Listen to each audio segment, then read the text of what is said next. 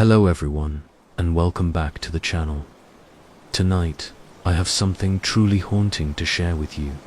A psychological thriller that will leave you questioning everything you thought you knew about truth, memory, and the darkness that can lurk in the most ordinary places. This is The Confession Room, a story of buried secrets, fractured minds, and the terrifying realization that sometimes the most dangerous predators are the ones we trust the most. Before we begin, I'd love to hear from you in the comments below. Tell me where you're listening from tonight, and once you've heard the whole story, let me know what your favorite twist was. And if you enjoy tonight's tale of psychological horror, please hit that like button and subscribe for more dark stories. That will keep you awake at night. Now, dim the lights, get comfortable, and let me tell you about Detective Sarah Chen and a case that would shatter everything she believed about justice, memory, and the human mind. Detective Sarah Chen had always preferred the night shift. There was something honest about darkness. It didn't pretend to be anything other than what it was. Unlike the day, which masked horrors behind suburban smiles and office small talk, the night laid everything bare. Crime scenes looked more authentic under streetlights. Confessions felt more genuine in the small hours, and the city's true face emerged when most people were safely tucked away in their beds. It was 2:47 a.m. when the call came in. Sarah was nursing, her fourth cup of coffee in the cramped break room of the 14th precinct, reading through cold case files that seemed to multiply like cancer cells every time she looked away.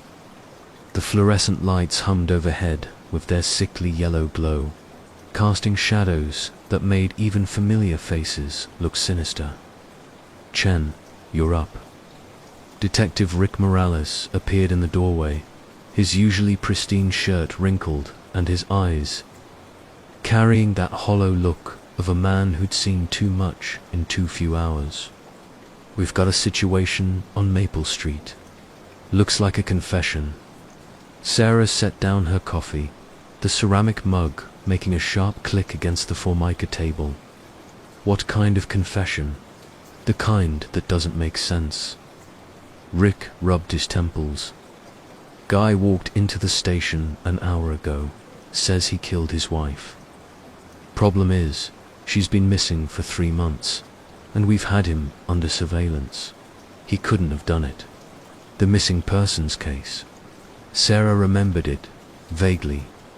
Rebecca Martinez, 34, disappeared from her home while her husband David was at a work conference in Chicago. Solid alibi, dozens of witnesses, credit card records, hotel receipts, the kind of airtight proof that made detectives look elsewhere. So wise, he confessing. That's what we need to find out. Captain wants you to take lead on this one. Sarah followed Rick through the maze of empty desks toward interview room 3. The precinct at night was a different creature entirely. Less bustling energy, more predatory stillness. Their footsteps echoed off the linoleum floors, creating a rhythm that seemed to match Sarah's heartbeat. Through the one-way mirror, she got her first look at David Martinez. He sat perfectly still in the metal chair, hands folded neatly in his lap, staring at a spot on the wall just above the mirror. Average height, thinning brown hair, the kind of face you'd forget 5 minutes after meeting him. He wore a grey sweater that had seen better days and jeans with a small tear at the knee. But it was his eyes that caught Sarah's attention. They held a strange quality, not the wild desperation she typically saw in guilty parties, nor the defiant anger of the wrongly accused. Instead, there was something almost peaceful about his expression, as if he'd finally found the answer to a question that had been plaguing him for months. "He's been sitting like that since he arrived," Rick said, checking his notes. "Hasn't asked for a lawyer, hasn't asked for water, Hasn't even asked to use the bathroom. Just keeps saying he wants to confess to killing Rebecca.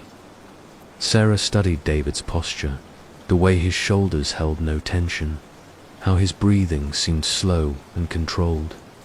In her 15 years on the force, she'd learned to read body language like a foreign language she'd become fluent in through necessity. This man wasn't exhibiting any of the typical signs of guilt or deception. Has he given any details about how he supposedly did it? That's the weird part. He keeps saying he'll only tell the whole story once. Says if he tells it multiple times, he might forget parts of it or change details. Claims his memory isn't what it used to be. Sarah raised an eyebrow. Memory issues weren't uncommon in confession scenarios, but usually suspects were eager to unburden themselves, spilling details in a cascade of guilt and relief. This calculated approach felt different. Any history of mental illness, drug use, clean. As a whistle, model citizen, actually. Works as an accountant for a small firm downtown. Never even had a speeding ticket before Rebecca disappeared. Neighbors describe him as quiet, polite, the kind of guy who'd help you carry groceries. The kind of guy who'd help you carry groceries. Sarah had learned to be suspicious of men who were described that way. In her experience, the most dangerous predators were often the ones who blended seamlessly into everyday life.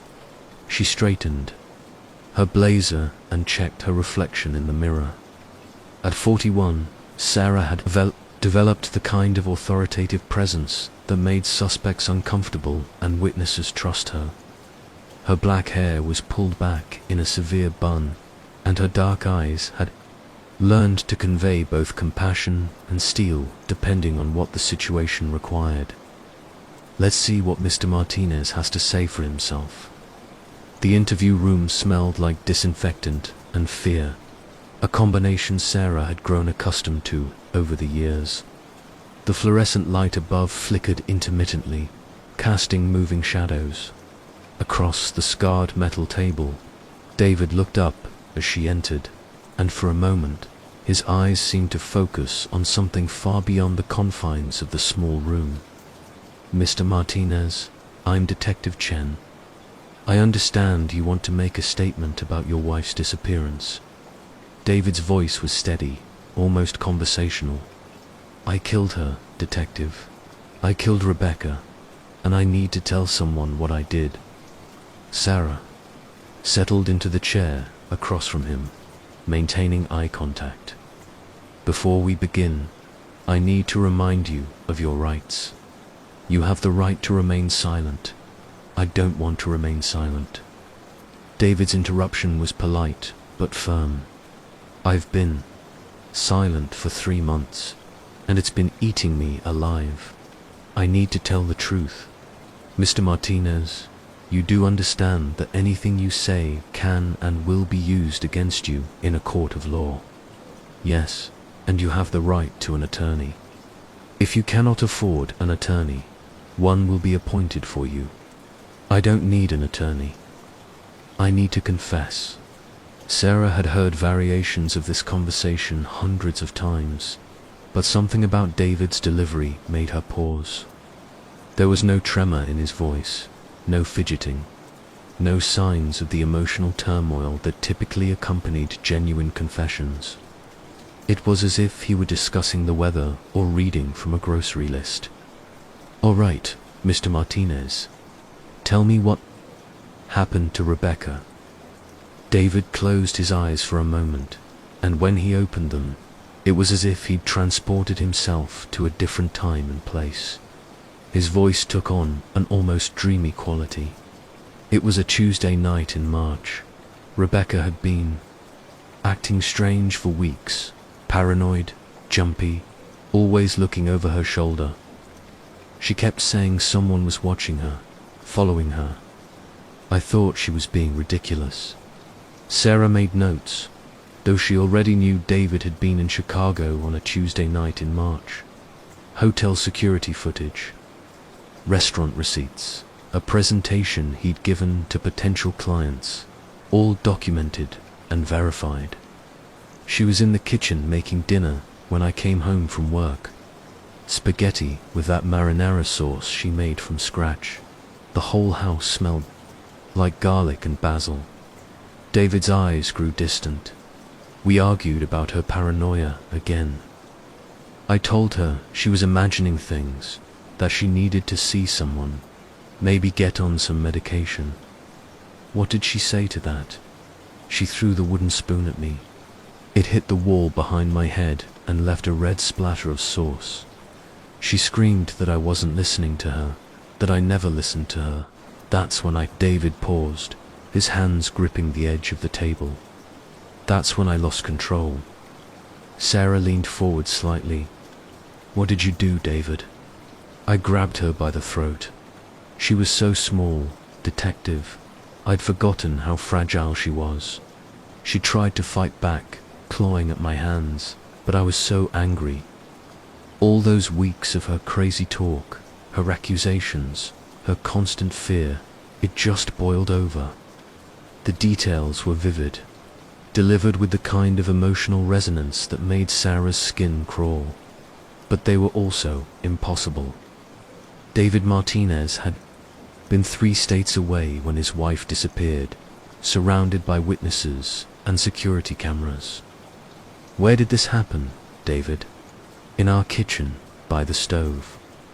She fell against the counter, hit her head on the granite edge. There was so much blood, detective. So much more than I expected. Sarah knew the Martinez kitchen well.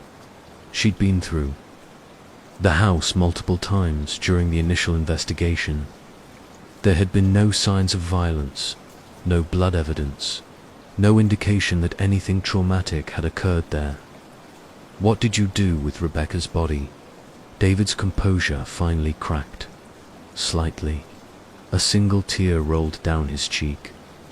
I buried her in Riverside Park, near the old oak tree where we had our first date. She always loved that tree. Riverside Park had been searched extensively by both police and volunteer groups. Cadaver dogs had been brought in, radar had been used, every inch of soil had been examined. There was no body buried near the oak tree or anywhere else in the park. Sarah studied David's face carefully. Either he was the most accomplished liar she'd ever encountered, or something else was happening here. Something that made her skin crawl for entirely different reasons. Mr. Martinez, I need to ask you something, and I want you to think carefully before you answer. Where were you on Tuesday, March 15th? David blinked, confusion clouding his features for the first time since the interview began. I was at home, with Rebecca. I told you what happened. According to our records, you were in Chicago that night. You gave a presentation to the Henderson Group at their downtown office. Do you remember that? The confusion in David's eyes deepened, and for a moment, he looked like a man waking up from a vivid dream to find himself in an unfamiliar room. Chicago. No. That was a different night. I was home with Rebecca on the 15th. Sarah felt the familiar chill that came with cases that defied logic. David Martinez wasn't lying. She was certain of that. But he also wasn't telling the truth. At least not the truth that had actually occurred in the physical world. Mr. Martinez, I'm going to step out for a moment. Can I get you anything? Water? Coffee? No, thank you. I just want to finish telling you what I did. I want to tell you about how I carried her body through the park in the middle of the night. How heavy she was. How her head kept falling back at that terrible angle. Sarah left the interview room with more questions than answers. In the observation area, Rick was waiting with a cup of coffee and a puzzled expression. Well, that was unsettling. He believes every word he's saying, Sarah said, accepting the coffee gratefully. But believing something and having it be true are two different things. So what are we dealing with here? Mental breakdown? Guilt? Delusion? Sarah watched David through the one-way mirror. He sat exactly as he had before, hands folded, staring at that same spot on the wall. But now she noticed something she'd missed earlier. His lips were moving slightly, as if he were rehearsing lines for a play. I don't know yet, but I think we need to dig deeper into David Martinez's life. Something happened to him, something that's made him construct this elaborate false memory. The question is whether that something is connected to his wife's actual disappearance. As Sarah spoke, David suddenly looked directly at the mirror, as if he could see through it. His eyes met hers with an intensity that made her take an involuntary step backward, and then he smiled. Dr. Elizabeth Reeves was the kind of psychiatrist who made other doctors uncomfortable. She had a way of seeing through pretense and professional facades that reminded her colleagues why they'd avoided therapy themselves. When Sarah called her at 3:30 a.m., she answered on the second ring as if she'd been expecting the call. Dr. Reeves, this is Detective Chen with the 14th Precinct. I have a situation that requires your expertise. False confession. Sarah paused. How did you know? It's always a false confession when you call me at this hour. The real ones happen during business hours. What makes this one special? Sarah found herself appreciating the doctor's directness. The suspect has created an incredibly detailed memory of murdering his wife, complete with sensory details and emotional responses. Problem is, he was documented to be 3 states away when she actually disappeared. There was a long pause, and Sarah could hear the sound of papers shuffling. Fabricated memory syndrome, possibly induced by trauma or guilt. I'll be there in 20 minutes. Dr. Reeves looked nothing like Sarah had expected. Instead of the stereotypical older psychiatrist with wire-rimmed glasses and a beard, she was a woman in her early 50s with silver-streaked hair and the kind of sharp eyes that seemed to catalogue everything they saw. She wore jeans and a sweater, having clearly thrown on whatever was handy when Sarah's call woke her. Has he given you any indication of why he's confessing now? Dr. Reeves asked as they walked toward the interview room. No, he just walked in and demanded to tell his story. Says he's been carrying this guilt for 3 months. And his mental health history, clean. No medications, no therapy, no reported episodes of depression or anxiety. Model citizen until his wife disappeared. Dr. Reeves peered through the one-way mirror at David, who hadn't moved from his position. Tell me about the wife. Rebecca, was it? Rebecca Martinez, 34, worked as a freelance graphic designer. No enemies, no debts, no obvious reason for someone to harm her. She just vanished from their home while David was in Chicago. Any history of marital problems? None that we could uncover. Friends and family described them as devoted to each other, married 8 years, no children, seemed genuinely happy. Dr. Reeves made notes in a small leather journal. I'd like to observe the rest of his confession before I speak with him. Sometimes the way people construct false memories can tell us as much about the truth as the memories themselves. Sarah found herself oddly relieved to have another perspective on the case. There was something about David Martinez that defied her usual investigative instincts. He wasn't behaving like any suspect she'd encountered before. They returned to the interview room, where David seemed to be waiting patiently for Sarah's return. He looked up as she entered, and she noticed his pupils were slightly dilated despite the harsh fluorescent lighting. I'm sorry for the delay, Mr. Martinez. Are you ready to continue? Yes, I was just thinking about the shovel. The shovel, the one I used to dig Rebecca's grave. It was an old thing, probably belonged to the previous owners of our house. The handle was smooth from years of use, and it made this particular sound when it hit rocks in the soil, like a bell, but deeper. Sarah glanced toward the mirror, knowing Dr. Reeves was taking notes. The level of detail in David's fabricated memory was extraordinary. Most false confessions she'd encountered were vague, full of holes and inconsistencies.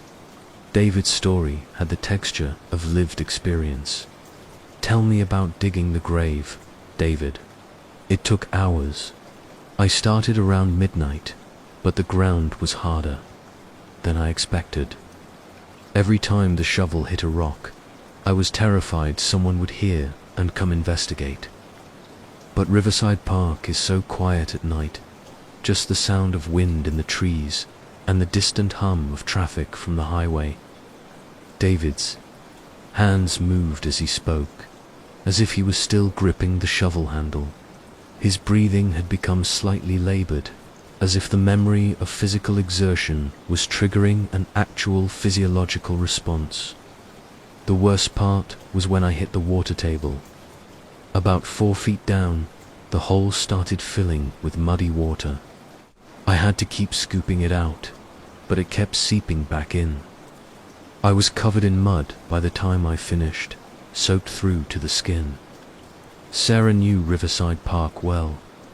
The water table was indeed shallow in that area, a detail that wouldn't be common knowledge to most civilians. How did you know about the water table, David? David paused, confusion flickering across his features again. I don't know, I just knew it would be there. Have you done any gardening? Any landscaping work? No, nothing like that. Rebecca was the one with the green thumb. She had these beautiful flower beds in our backyard, roses and tulips, and these little purple flowers I could never remember the name of. Crocuses, Sarah said softly. Yes, crocuses. She planted them every fall so we'd have something beautiful to look at when winter ended.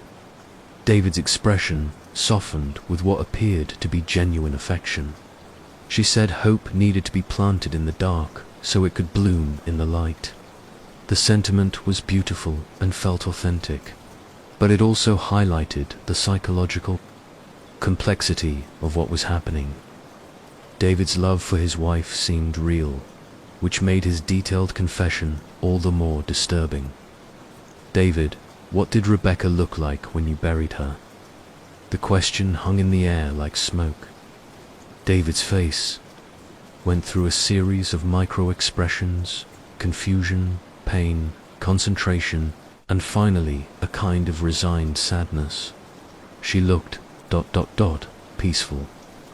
I'd cleaned the blood from her face, brushed her hair the way she liked it.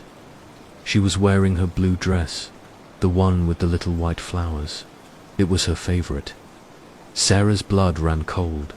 Rebecca Martinez had indeed owned a blue dress with white flowers.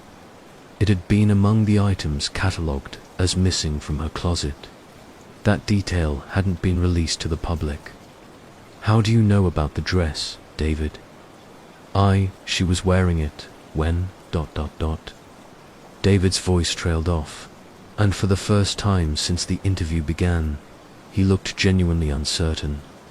She was always wearing it in my dreams. You've been dreaming about killing Rebecca every night since she disappeared. The same dream, over and over. I wake up with mud under my fingernails and the taste of dirt in my mouth.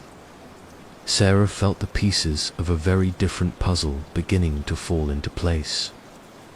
She excused herself again and found Dr. Reeves in deep conversation with Rick in the observation area. This isn't a simple false memory, Dr. Reeves said without preamble.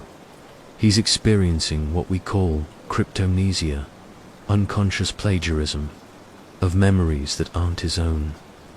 Someone else's experiences are being integrated into his psyche as if they were his own. That's possible.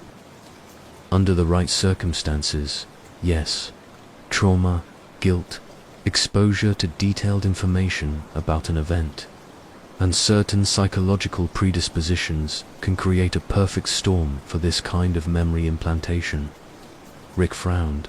Are you saying someone planted these memories in his head?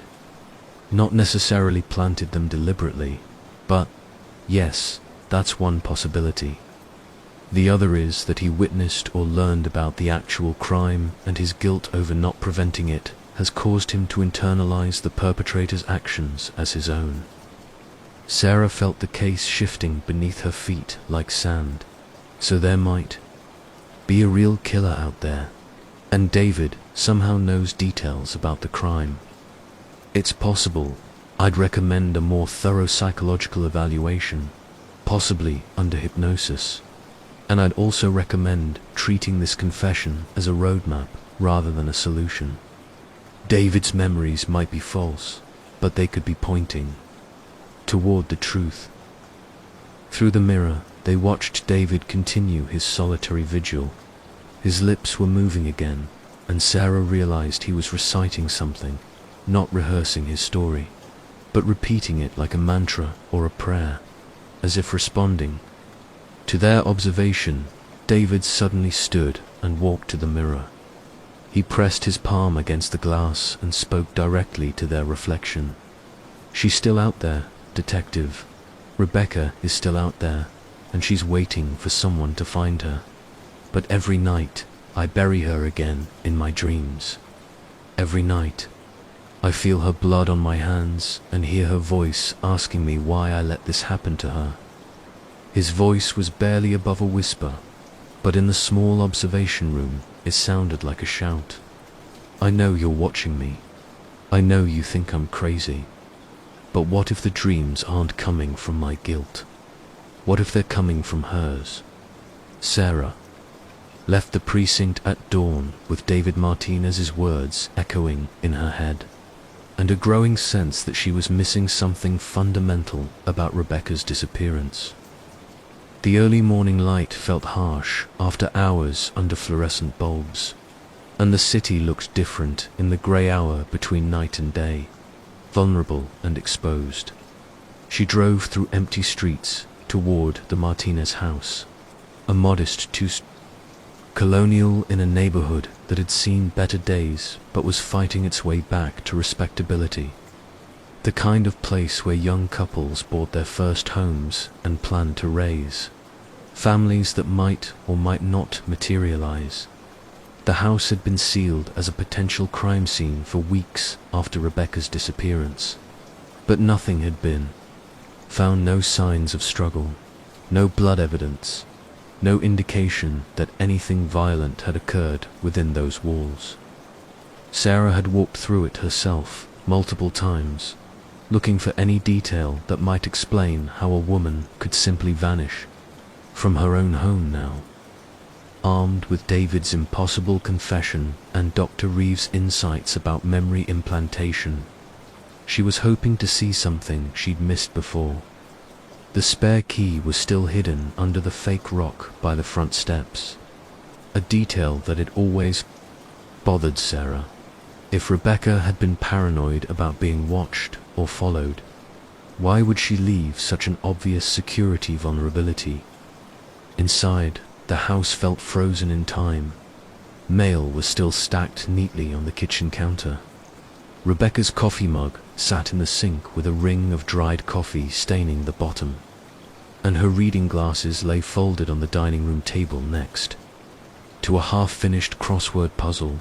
Sarah moved through the rooms slowly, trying to see them through David's eyes, trying to understand how his mind had constructed such vivid false memories of violence in these peaceful spaces. The kitchen was exactly as David had described it in his confession: granite countertops, a gas stove, wooden spoons in a ceramic holder by the sink. Sarah examined the walls for any sign of the marinara sauce splattered David claimed to remember. but the walls were pristine. It was in the bedroom that Sarah found the first piece of evidence that David's confession might contain fragments of truth, even if the overall narrative was false. Hidden beneath a loose floorboard under Rebecca's side of the bed was a small metal box containing items that painted a very different picture of Rebecca Martinez than the one her friends and family had provided. Credit card statements showing charges to a private investigator, printed emails discussing surveillance equipment, and most disturbing of all, a manila folder filled with photographs. The photos were grainy, clearly taken from a distance with a telephoto lens, but the subject was unmistakable. A man in his 40s with prematurely grey hair and expensive clothes, photographed outside various locations around the city. Restaurants, office buildings, what appeared to be a suburban home. That wasn't the Martinez residence. On the back of each photo, someone had written dates and times in Rebecca's distinctive handwriting. The final photo in the series was dated March 10th, 5 days before Rebecca's disappearance. Sarah felt her pulse quicken as she recognized the man in the photographs. Dr. Marcus Webb, a prominent psychiatrist who ran a private practice specializing in trauma therapy and memory recovery. She'd encountered him professionally several times over the years when suspects or witnesses needed psychological evaluation. But why had Rebecca Martinez been following Dr. Webb? And why had she been so secretive about it? Sarah's phone buzzed with a text from Rick. Martinez asking for you specifically. Says he remembered something important about the night he killed his wife. The timing felt too coincidental to ignore. Sarah carefully photographed each item in Rebecca's secret box before returning it to its hiding place. Whatever Rebecca had been investigating, it was clearly connected to David's current psychological state. Back at the precinct, Sarah found David exactly where she'd left him, but his demeanor had changed. Where before he'd been calm and controlled, now he seemed agitated, almost frantic. His hands moved constantly, tapping the table, running through his hair, gripping and releasing the edge of his chair. Detective Chen, thank God you're back. I remembered something else, something important. Sarah settled into her chair, noting the sheen of sweat on David's forehead despite the cool temperature of the interview room. What did you remember, David? The man. There was a man at the house that night, before Rebecca and I fought. I'd forgotten about him until just now, but he was there, in our living room, talking to Rebecca about something. Sarah felt the pieces of the puzzle shifting again. Can you describe this man? Older, maybe 50s, with grey hair. Very well dressed, like a doctor or lawyer. He had this soft voice, the kind that makes you want to trust him immediately. Rebecca seemed ... different around him. Nervous, but also excited, like he was telling her something she'd been waiting to hear. The description matched Dr. Marcus Webb perfectly. Sarah kept her expression neutral, not wanting to influence David's recall. Do you remember what they were discussing? Something about memories? About how the mind can hide things from itself when the truth is too painful to accept. He kept saying that Rebecca was stronger than she thought, that she could handle whatever was buried in her subconscious. David's agitation was increasing with each word. His leg bounced under the table, and his breathing had become shallow and rapid. He left just before dinner. Rebecca was quiet after he was gone, distracted. That's when she started acting paranoid, saying someone was watching her. I thought she was being ridiculous, but what if she was right? What if that man did something to her, something that made her afraid? Sarah leaned forward. David, this is very important. In your memory of that night, Did you actually kill Rebecca, or did something else happen? The question seemed to stop David's frantic energy like a switch being flipped. He stared at Sarah with wide eyes, as if seeing her clearly for the first time. I killed her. I remember killing her, but I also remember the man, and those memories feel different, more real, somehow. Like one set of memories is mine, and the other set belongs to someone else. Whose memories do you think they might be? I don't know. But detective, what if I didn't kill Rebecca? What if someone else did, and somehow I know about it? What if that's why I can see her death so clearly in my mind? Sarah felt the case taking another sharp turn. If David's memories of the crime were somehow derived from the actual perpetrator's experiences, it opened up possibilities that challenged everything she thought she knew about the investigation. David, I need to ask you something, and I want you to think very carefully. Have you ever been to Dr. Marcus Webb's office for therapy? David's face went blank for a moment, as if his mind was searching through files. I know, I don't think. So, I've never needed therapy. Rebecca was the one who... He stopped mid-sentence, his expression changing to one of dawning realization. Rebecca was seeing a therapist. She never told me directly, but there were signs. She'd disappear for an hour every Thursday afternoon, said she was running errands, but never came home with anything. And she started having these intense dreams, nightmares that would wake her up screaming. What kind of nightmares? She said she dreamed about being buried alive, about dirt filling her mouth and nose. She'd wake up gasping for air, clawing at her throat like she was suffocating.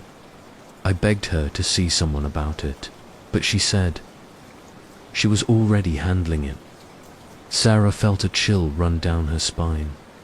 Rebecca's nightmares about being buried alive, combined with David's detailed false memories of burying her body, suggested a connection that went beyond coincidence.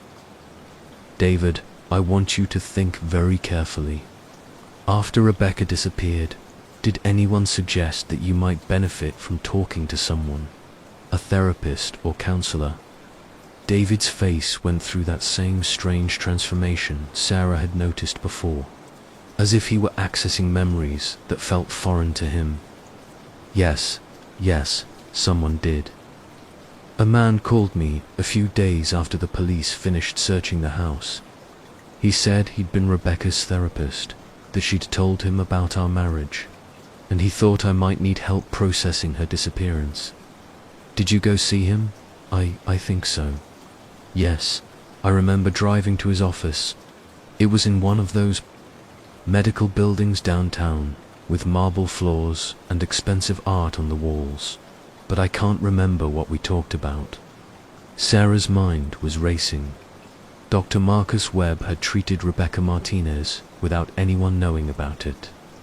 Rebecca had been investigating him for reasons unknown, and now David was experiencing detailed false memories of committing a murder while simultaneously having no recollection of visiting the doctor who might have implanted those memories. David, I'm going to step out for a few minutes. Is there anything else you can remember about your sessions with this therapist? Just that afterward, I always felt strange, like waking up from a deep sleep, but not feeling rested. And the dreams started around the same time. The dreams about killing Rebecca. Yes, at first they were just fragments, flashes of anger, the smell of blood, the sound of a shovel hitting stones. But over time, they became more detailed, more complete, until they felt like memories instead of dreams. Sarah left the interview room with a theory that made her stomach turn. Dr. Marcus Webb hadn't just been treating Rebecca Martinez.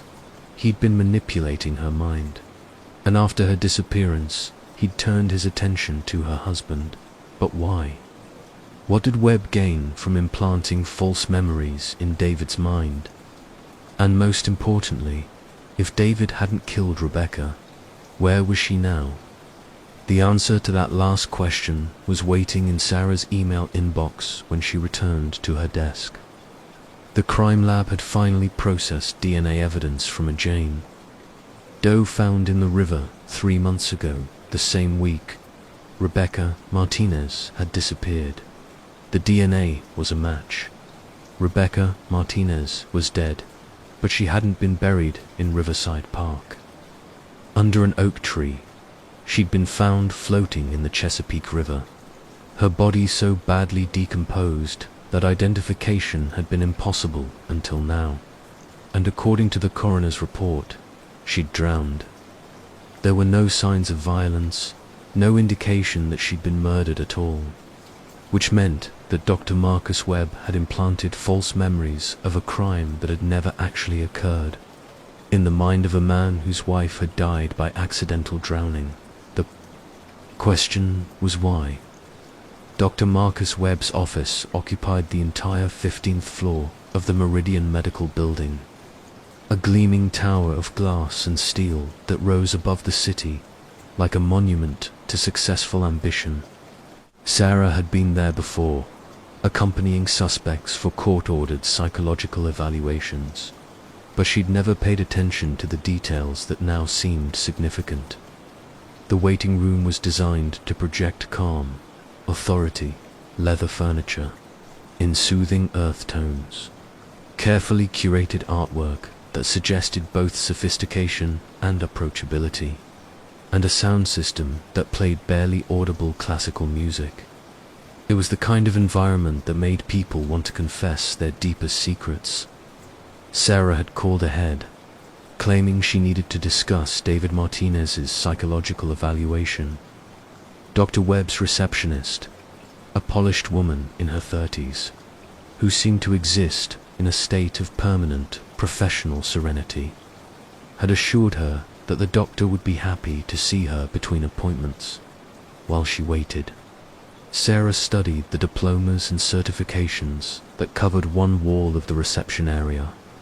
Marcus Webb had impressive credentials: medical degree from Johns Hopkins, psychiatric residency at McLean Hospital, certifications in hypnotherapy and trauma recovery. But what caught Sarah's attention was a smaller certificate, partially obscured by a potted plant that indicated specialized training in something called memory integration therapy. Sarah had never heard of memory integration therapy, but the phrase made her skin crawl in the context of David Martinez's impossible confession. Detective Chen, Dr. Webb will see you now. The receptionist led Sarah down a hallway lined with doors that presumably opened onto individual therapy offices. At the end of the hall, double doors opened onto Dr. Webb's personal office, a space that managed to be both impressive and intimate. Marcus Webb stood as Sarah entered, offering a firm handshake and the kind of professional smile that had probably comforted thousands of patients over the years. He was exactly as David had described him: distinguished grey hair, expensive clothes, and a voice that radiated trustworthiness. "Detective Chen, it's good to see you again. Please, have a seat. I understand you have some questions about Mr. Martinez's psychological state." Sarah settled into a leather chair that was probably worth more than she made in a month. "Dr. Webb, I need to ask you about your relationship with David Martinez and his wife Rebecca." Something flickered behind Webb's eyes, so quickly that Sarah almost missed it. Professional concern, genuine surprise, or recognition of a question he'd been expecting. "I'm afraid I'm not familiar with anyone named Rebecca Martinez. As for David, I evaluated him briefly after his wife's disappearance, but he wasn't receptive to ongoing therapy. Grief affects people differently, Detective." The lie was delivered so smoothly that Sarah almost believed it herself. Webb's body language remained relaxed, his voice steady, his eye contact unwavering. If she hadn't seen Rebecca's photographs of him, she might have accepted his denial without question. Mr. Martinez has confessed to murdering his wife. He's provided extremely detailed memories of the crime, including information that wasn't released to the public. I'm trying to understand how he could have such specific knowledge of details he shouldn't know. False memories can be remarkably vivid, Webb said, leaning back in his chair. Guilt, trauma, and sleep deprivation can combine to create experiences that feel entirely real to the person experiencing them. In cases of sudden loss, it's not uncommon for the survivor to construct elaborate scenarios that give them a sense of control over an uncontrollable situation. Sarah nodded, as if accepting his explanation. That makes sense, but I'm curious about something else. We found evidence that Rebecca Martinez may have been conducting surveillance on someone before her disappearance. Do you have any idea why? Someone might hire a private investigator to follow a psychiatrist. This time, the reaction was unmistakable. Webb's fingers tightened almost imperceptibly on the arm of his chair, and a muscle in his jaw twitched. The professional mask remained in place, but cracks were beginning to show. I couldn't speculate about that, detective. Patient confidentiality prevents me from discussing anyone who may or may not have been under my care, of course. But, hypothetically, if a patient became suspicious of their therapist's methods, what might they do? Hypothetically, Webb's smile had grown sharper, less comforting. A paranoid patient might construct elaborate conspiracy theories about their treatment. They might begin to see patterns where none exist, connections that serve their delusions rather than reality. Sarah felt the temperature in the room drop several degrees. Webb wasn't just denying knowledge of Rebecca Martinez, he was characterizing her as delusional, potentially dangerous. It was a subtle but devastating form of character assassination. Dr. Webb, are you familiar with something called memory integration therapy? The question hit like a physical blow.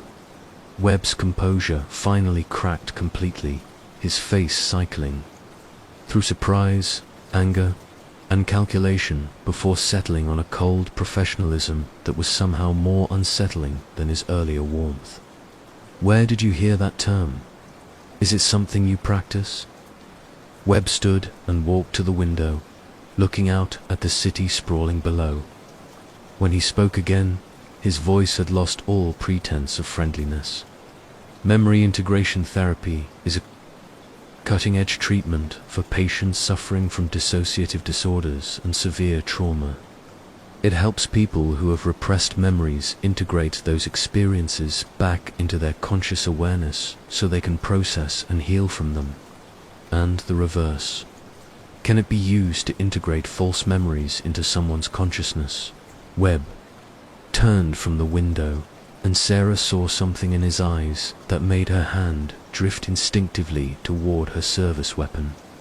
There was a coldness there, a calculating intelligence that reminded her of the serial killers she'd interviewed over the years. Detective Chen, I think this conversation has moved beyond the scope of Mr. Martinez's psychological evaluation. If you have specific accusations to make, I suggest you do so through appropriate legal channels. I'm not making accusations, Dr. Webb. I'm just trying to understand how David Martinez came to believe he committed a murder that never actually happened. Perhaps because he did commit it. The words hung in the air like a challenge. Sarah felt her pulse quicken as she realized Webb had just revealed knowledge he shouldn't possess. Namely, that David's confession involved details of a murder rather than just Rebecca's disappearance. I never mentioned that Mr. Martinez confessed to murder, Dr. Webb. I only said he confessed to involvement in his wife's disappearance. Webb's expression didn't change, but Sarah could practically see his mind working. calculating how to recover from his mistake. Grieving spouses often blame themselves for their partner's death, detective. It was a reasonable assumption, except that Rebecca Martinez didn't die the way David remembers killing her. Her body was found in the river. She drowned. There was no violence, no murder, no burial in Riverside Park under an oak tree. This time, Webb couldn't hide his reaction. His face went pale, and Sarah saw something that looked almost like panic flash across his features. "I think our conversation is over, detective. Just one more question, Dr. Webb. If someone wanted to implant false memories in a patient's mind, how would they go about it?"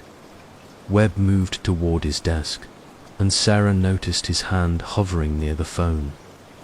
"I'm going to have to ask you to leave now. Hypothetically, of course. For my understanding of the case, get out." The professional facade had completely disappeared, replaced by something much more dangerous. "Get out of my office now, or I'll call building security." Sarah stood slowly, keeping her eyes on Webb's hands. "Thank you for your time, Dr. Webb. You've been very helpful." As she reached the door, Webb's voice stopped her. "Detective Chen, David Martinez is a very sick man. His delusions are becoming more elaborate, more dangerous. I'd be careful about believing anything he tells you." Sarah turned back to face him. Why would his delusions be dangerous to anyone but himself? Because sick minds don't always distinguish between fantasy and reality, and sometimes they decide to make their fantasies come true. The threat was subtle but unmistakable. As Sarah left the medical building, she couldn't shake the feeling that she'd just signed her own death warrant, but she'd also confirmed her worst suspicions about Dr. Marcus Webb. The man was involved in Rebecca Martinez's death, even if he hadn't killed her directly, and now he was using David as some kind of psychological weapon. Though Sarah couldn't yet understand the ultimate goal, her phone buzzed with a message from Rick. "Martinez wants to see you again. Says he's remembered who the real killer is." Sarah felt a chill that had nothing to do with the autumn wind. If Webb was manipulating David's memories, then David's latest revelation might be exactly what Webb wanted him to remember, which meant Sarah was walking into a trap. Sarah found David Martinez in a state of agitation that bordered on psychosis. He paced the small interview room like a caged animal, his hair disheveled, his clothes wrinkled as if he'd been sleeping in them. When she entered, he spun around with wild eyes that didn't quite seem to focus on her face. "Detective Chen, thank God, I know who killed Rebecca. I know who's been putting these memories in my head." Sarah felt her heart rate spike. If Webb had been manipulating David's memories, this sudden revelation was likely part of a larger plan. But she needed to understand what that plan was before she could counter it. "Tell me what you remember, David." It was Dr. Webb, Marcus Webb. "He's been treating me since Rebecca disappeared, using some kind of hypnosis to make me think I killed her. But I didn't kill her, detective. He did." The accusation was exactly what Sarah had expected, but hearing it still sent a chill down her spine. Webb was using David as a weapon, but the target wasn't immediately clear. "What makes you think Dr. Webb killed Rebecca?" David's pacing became more frantic. "The memories are coming back in pieces, but they're not my memories anymore. They're his. I can see through his eyes as he drowns her in the bathtub. I can feel his hands pushing her head under the water. I can hear her struggling, choking, begging him to stop." Sarah's blood ran cold. Rebecca Martinez had indeed drowned, but according to the coroner's report, it had happened in open water not in a bathtub. Yet David's description felt vivid enough to be true. Where did this happen, David? In his office. He has a private bathroom with this old clawfoot tub. He told her it was part of the therapy, something about recreating birth trauma. But once she was in the water, he held her down until she stopped fighting. Sarah made notes, though she wasn't sure whether she was documenting evidence or delusion. How do you know about Dr. Webb's office? I've been there dozens of times over the past 3 months, 3 times a week, every week. He calls it intensive therapy, but really he's been programming me, teaching me to remember killing Rebecca so I'd confess and he'd never be suspected. The timeline matched what Sarah knew about David's psychological deterioration. For 3 months, he'd been visiting Webb's office and gradually developing more detailed false memories of committing murder. David, why would Dr. Webb want to kill Rebecca? Because she figured out what he was doing to his other patients. She'd been investigating him for weeks before she disappeared. She found out about the memory integration therapy, about how he was implanting false memories in people and using them for his own purposes. Sarah felt pieces of the puzzle clicking into place. Rebecca's surveillance of Webb, her paranoia in the weeks before her death, her secret investigation, it all pointed to her discovering something that had made her a threat. What kind of purposes? David stopped pacing and stared at Sarah with eyes that seemed suddenly lucid. Insurance fraud, Detective Hughes, implanting false memories of childhood trauma in patients, then billing their insurance companies for years of expensive therapy to treat conditions they never actually had. The motive was both mundane and monstrous. Webb had been using his expertise in memory manipulation to create patients who believed they needed extensive treatment, generating massive profits while destroying minds in the process. How did Rebecca find out? She wasn't his patient initially. She was there, researching an article about innovative therapy techniques for a magazine. But she started noticing inconsistencies in his patients' stories, similarities that suggested their memories weren't entirely their own. Sarah felt the case reshaping itself around this new information. Rebecca Martinez hadn't been paranoid. She'd been investigating a sophisticated fraud scheme that involved psychological manipulation on a massive scale. So Webb killed her to protect his practice. He tried to discredit her first, started treating her, tried to convince her that her suspicions were symptoms of paranoid delusion. But Rebecca was too smart for that. She kept digging, kept collecting evidence, so he had to silence her permanently. David's voice was becoming more agitated, more disconnected from reality. Sarah realized that even if his core accusations were true, Webb's manipulation had left him psychologically damaged, possibly permanently. David, I need you to stay calm. Can you tell me where Dr. Webb disposed of Rebecca's body after he killed her? He put her in his car and drove to the river, weighted her down with medical equipment from his office so she'd sink. But the weights came loose, and she floated downstream until someone found her. The details matched the coroner's findings. Rebecca's body had been discovered with unusual marks, consistent with being restrained by medical equipment. But those details hadn't been released to the public, which meant David's memories were either remarkably accurate or based on inside knowledge. How do you know all this, David? Because he made me watch. In my memories, I mean. He implanted his own memories of killing Rebecca into my mind.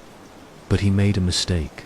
He gave me too much detail, including parts where I'm seeing through his eyes instead of my own. Sarah felt a chill of recognition.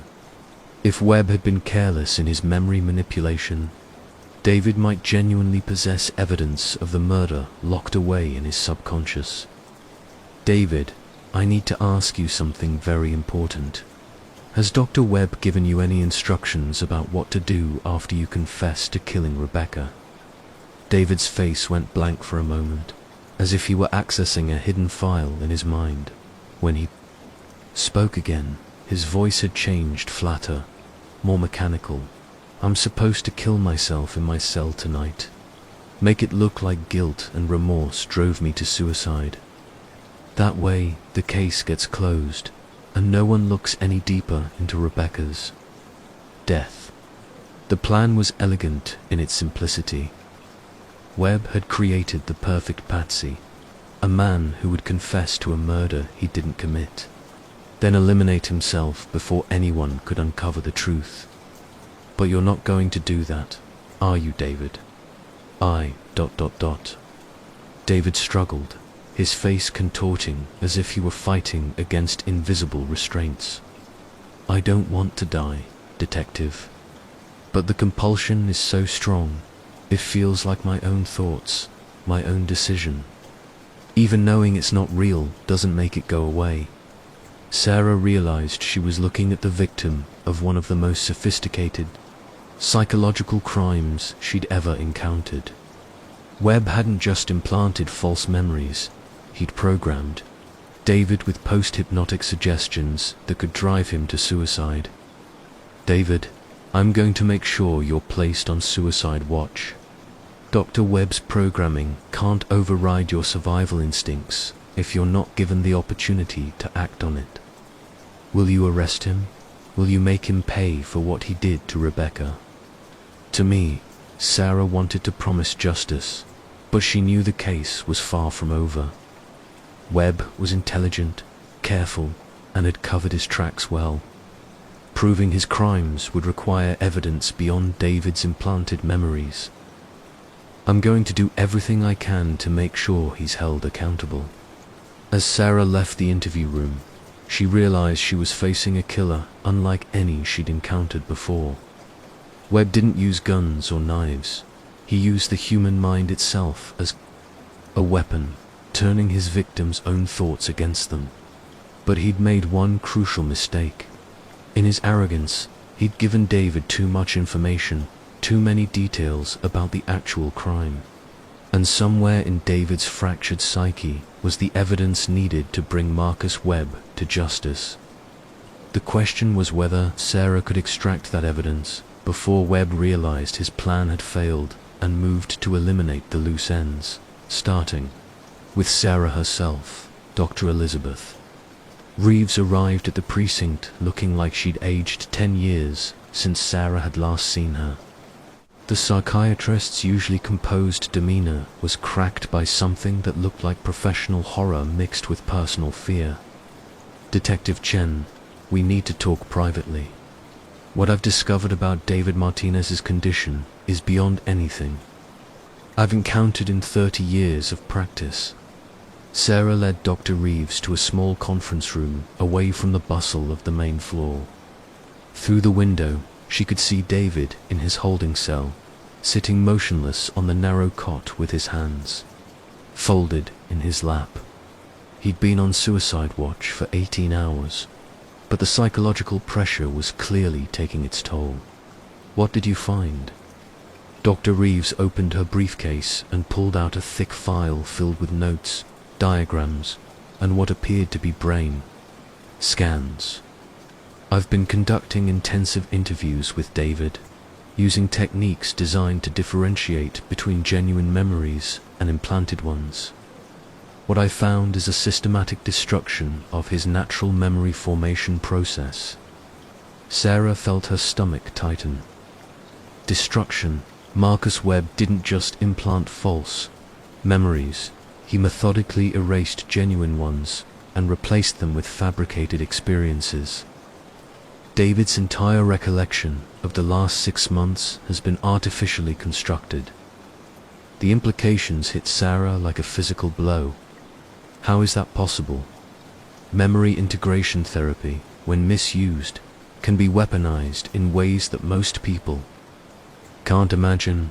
Webb used a combination of targeted hypnosis, pharmaceutical memory suppressants, and psychological manipulation to essentially rewrite David's mind. Dr. Reeves pulled out a series of brain scans, pointing to areas that looked different from what Sarah assumed was normal. These images showed damage to the hippocampus, the brain region responsible for forming new memories. The damage is consistent with prolonged exposure to certain drugs combined with intensive psychological trauma. Are you saying Webb drugged him? Almost certainly. Probably benzodiazepines, combined with experimental compounds designed to increase suggestibility and suppress the formation of competing memories. David would have experienced these sessions as voluntary therapy, but in reality, he was being systematically brainwashed. Sarah studied the brain scans, trying to understand the full scope of what Webb had done. Can the damage be reversed? Some of it, possibly, but David will never fully recover his genuine memories of the past 6 months. Webb has essentially stolen half a year of his life and replaced it with psychological weapons designed to destroy him. The brutality of it was staggering. Webb hadn't just committed murder, he'd committed a form of psychological genocide, systematically destroying another human being's mind to cover his tracks. What about the memories he claims to have of Webb killing Rebecca? Are those implanted, too? Dr. Reeves hesitated, consulting her notes. That's where it gets complicated. Mixed in with the false memories are fragments that appear to be genuine, but they're not David's genuine memories. Whose are they? Based on the neurological patterns, I believe they're actual memories of Rebecca's murder, but seen from the perpetrator's perspective. Somehow, Webb implanted his own memories of committing the crime into David's mind. Sarah felt the pieces of an impossible puzzle falling into place. So David really is remembering the murder, just not from his own point of view. Exactly. Webb made a critical error in his programming. In his arrogance, he wanted David to understand exactly what had happened to Rebecca before he committed suicide, so he gave him access to the actual memories of her death, his own memories. The revelation was both horrifying and hopeful. David's tortured mind contained the evidence needed to convict Marcus Webb, but extracting that evidence without causing further psychological damage would be nearly impossible. Can you help me access those memories safely? It's extremely risky.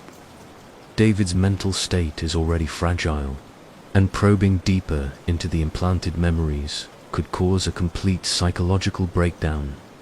But if we don't try, Webb will almost certainly eliminate him before he can testify. Sarah knew Dr. Reeves was right. Webb's plan had been derailed by David's failure to commit suicide, but he wouldn't let that failure stand. Somehow, he'd find a way to silence the only witness to his crime. What do you need? A controlled environment, medical monitoring equipment, and several hours of uninterrupted access to David. And Detective, I need you to understand that this process might destroy what's left of his sanity. We'd essentially be sacrificing David Martinez to get justice for Rebecca. The moral weight of the decision settled on Sarah's shoulders like a lead blanket. David was already a victim of Webb's crimes, and what Dr. Reeves was proposing would victimize him further. But Rebecca Martinez deserved justice, and Webb's other victims, however many there were, deserved to be protected from future harm. Let's do it. They moved David to the precinct's medical room, a sterile space typically used for treating injured suspects or officers. Dr. Reeves set up recording equipment while Sarah briefed Captain Morrison on the situation. The captain was skeptical but agreed to give them the time they needed. David submitted to the procedure with the resigned compliance of someone who'd lost the ability to advocate for himself. Dr. Reeves administered a mild sedative and began the process of hypnotic regression, guiding David deeper into his damaged memories. "David, I want you to go back to the night Rebecca died. But this time, don't try to remember what you did. Instead, focus on what you saw. What did you witness?" David's breathing became shallow, and his eyes began moving rapidly beneath closed lids. When he spoke, his voice carried a different cadence, as if someone else was speaking through him. "She's in the office, Dr. Webb's office. She's angry, waving papers at him, telling him she knows what he's been doing to his patients." Sarah leaned forward, noting the shift in David's speech patterns. He was no longer speaking as himself, but as an observer of the scene. "What is Dr. Webb doing? He's very calm. Too calm. He tells her she doesn't understand, that his work is helping people process trauma they couldn't handle otherwise. But she knows he's lying. She knows he's been manufacturing trauma, creating false memories of abuse to justify years of expensive treatment. The fraud scheme was even more elaborate than Sarah had imagined. Webb wasn't just billing insurance companies for unnecessary therapy, he was creating the need for that therapy by implanting false memories of childhood trauma. "What happens next, David?" David's face contorted with anguish, and Sarah realized they were approaching the moment of Rebecca's death. He offers her a drink, water, he says, to help her calm down. But there's something in it. She starts feeling dizzy, confused. He tells her she needs to lie down, that she's having a panic attack. Where does he take her? To the bathroom. He says the warm water will help, that it's a therapeutic technique. But once she's in the tub, he pushes her down. She tries to fight, but the drug makes her weak. She keeps going under and coming back up, gasping, begging him to stop. David's voice broke, and Sarah realized he was experiencing the memory as if he were both witness and victim. Webb's psychological manipulation had created a traumatic identification between David and Rebecca's final moments. How long does it take? Forever. It feels like forever, but probably only a few minutes. When she stops moving, he holds her under for another minute to make sure. Then he lifts her out and dries her off, like he's caring for a patient. Sarah felt sick. The clinical detachment Webb had shown in murdering Rebecca was somehow more disturbing than passionate violence would have been. What does he do with the body? He wraps her in medical sheets and puts her in a wheelchair. Takes her down to the parking garage through the service elevator. His car is waiting there, a black sedan with tinted windows. He puts her in the trunk like she's medical equipment being transported. The level of detail was extraordinary and consistent with the evidence Sarah had gathered. David's implanted memories were providing a step-by-step reconstruction of the crime. Where does he take her? To the river. There's a boat launch about 20 miles upstream from where she was found. He weighs her down with pieces of medical equipment, metal brackets from his office furniture, surgical instruments, anything heavy enough to keep her submerged. David's breathing became more labored, and Dr. Reeves checked his pulse. "We need to be careful. His stress levels are spiking. Just a little more." "David, what does Dr. Webb do after he disposes of the body?"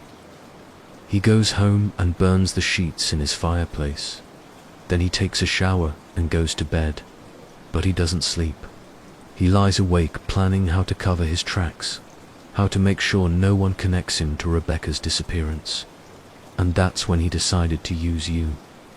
Yes, I was the perfect target, Rebecca's husband, already devastated by her disappearance. Easy to manipulate through grief counseling. He spent weeks studying my psychological profile before making contact." Sarah realized she was listening to Webb's own strategic thinking, preserved in David's damaged memory like a confession recorded on a broken tape recorder. "He's brilliant," detective. Evil, but brilliant. He turned me into the perfect weapon against myself. And if you hadn't been so thorough in your investigation, his plan would have worked perfectly. David's eyes opened, and Sarah saw that he was himself again, damaged, traumatized, but lucid enough to understand what had been done to him. Did I give you what you need to stop him? Sarah squeezed his hand gently. Yes, David, you did. But even as she spoke, Sarah knew that Webb's memories implanted in David's mind wouldn't be enough to convict him in court. They needed physical evidence, and Webb had had 3 months to eliminate any traces of his crime. Unless he'd made a mistake. Unless somewhere in his perfectly planned murder, Marcus Webb had left behind evidence that could connect him to Rebecca's death. Sarah had to find that evidence before. Webb realized his programming had failed and moved to eliminate everyone who threatened his freedom. Sarah spent the early morning hours in the precinct's evidence room, surrounded by boxes of materials from Rebecca Martinez's disappearance, with David's implanted memories as a roadmap. She was looking for physical evidence that might have been overlooked during the initial investigation. The problem was that Marcus Webb had planned Rebecca's murder with the methodical precision of someone who understood exactly how police investigations worked. He'd left no obvious traces, no smoking guns that would lead back to him. But Sarah had learned over the years that no crime was ever truly perfect. Somewhere in the careful architecture of Webb's plan was a flaw, a detail he'd overlooked or underestimated. She started with Rebecca's personal effects, items that had been catalogued but not examined in depth since they'd seemed irrelevant to a missing persons case. Hidden in Rebecca's desk drawer, wrapped in tissue paper and tucked inside an old jewelry box, was a digital recorder no bigger than a thumb drive. Sarah's pulse quickened as she powered on the device. The first few recordings were mundane, Rebecca practicing presentations for work, recording notes about freelance projects. But the final entry, dated 3 days before her disappearance, was dynamite. Rebecca's voice came through the tiny speaker, tense with fear and determination. This is Rebecca Martinez, March 12th. I'm recording this in case something happens to me. I've discovered that Dr. Marcus Webb is conducting illegal psychological experiments on his patients. He's using something called memory integration therapy to implant false memories of childhood trauma, then billing insurance companies for years of treatment that the patients don't actually need. Sarah leaned closer to the speaker, afraid to miss a single word. I've documented at least 12 cases where patients have developed identical memories of abuse that supposedly occurred in different locations, by different perpetrators, but with eerily similar details. The memories are too consistent to be genuine, they're clearly manufactured. Rebecca's voice became more agitated as she continued. Webb caught me photographing files in his office yesterday. He's been calling me since then, claiming he wants to help me understand what I saw, offering to explain his techniques. But I know he's trying to get me alone so he can discredit me, or worse. Sarah felt a chill as she realized she was listening to Rebecca's death warrant. I'm supposed to meet with him tomorrow night to discuss my concerns. I know it's dangerous, but I need to get him on record admitting what he's been doing. I've hidden cameras in my purse and backup recordings in several locations. If something happens to me, the truth is out there.